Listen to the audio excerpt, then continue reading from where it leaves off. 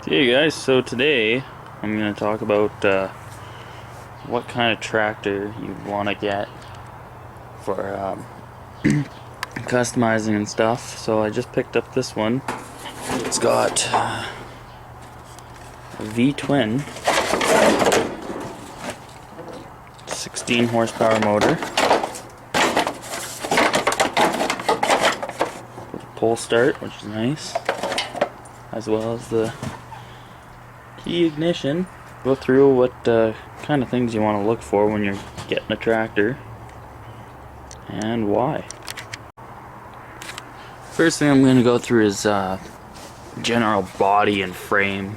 As you can see, everything's pretty well steel on this tractor, right down to the metal grill.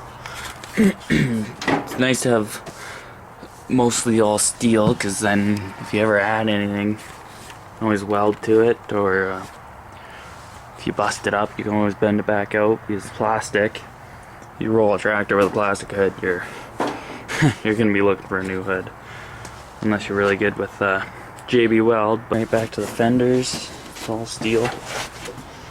The only thing that's plastic on this is my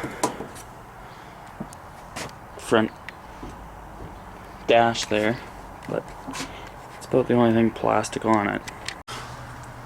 These Craftsmans are nice because they actually got their own separate frame, which is separate to the body, because a lot of the tractors there'll be a stamped frame rather than a separate chassis. What the hell are you doing? But yeah, that's a pretty crucial part. You can use stamp frames, but they're just not as tough, and you can't do as many things to them. Next thing you want to look at is your transmission.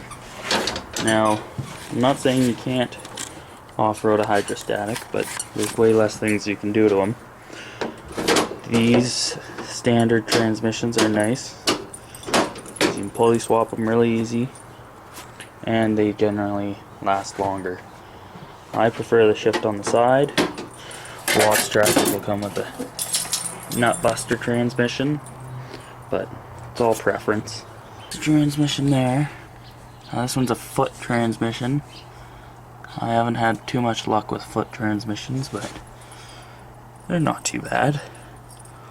The bigger and bulkier transmission, the better chance you'll have with it. Next thing you'll be looking at is the motor. Now, this one's got a 16 horse V-twin. I've heard good things about the V-twins. I've always had single cylinder motors and a couple opposed twins, but I've never had a V-twin before. But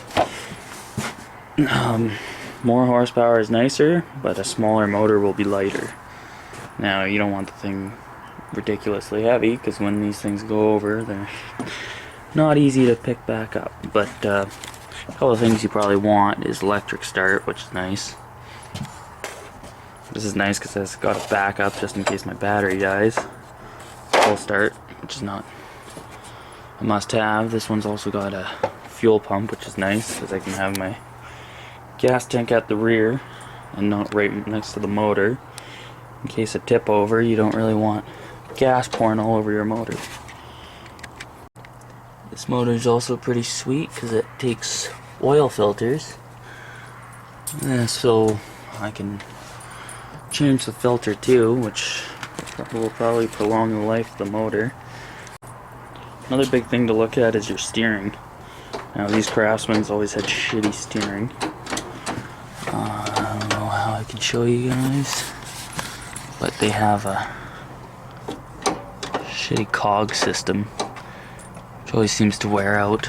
I'm not too worried about it because I'm going to be doing a whole different steering system. I'm probably going to go direct steer, so that really doesn't matter to me. But if you're looking just making a quick off-roader, it's something you'll want to look at because you'll want some tight steering. So those are personally things I look at when I'm looking at buying a tractor. Motor, transmission, body style, and shit like that. I mean, that's my personal preference. We all have our own preferences, and you can really do whatever you want to them. Like, I'm not saying some things are just not modifiable, but this is definitely a prime candidate. Definitely got lots of plans for this. I'm gonna make a whole series from start to finish, just so you guys can see exactly what I do with the gas pedal, the exhaust, tires, hubs, pulley swap. I'm gonna do it all to this, and I'll show you guys exactly what I do all the way through. So yeah, stay tuned for more on this build. Definitely gonna be getting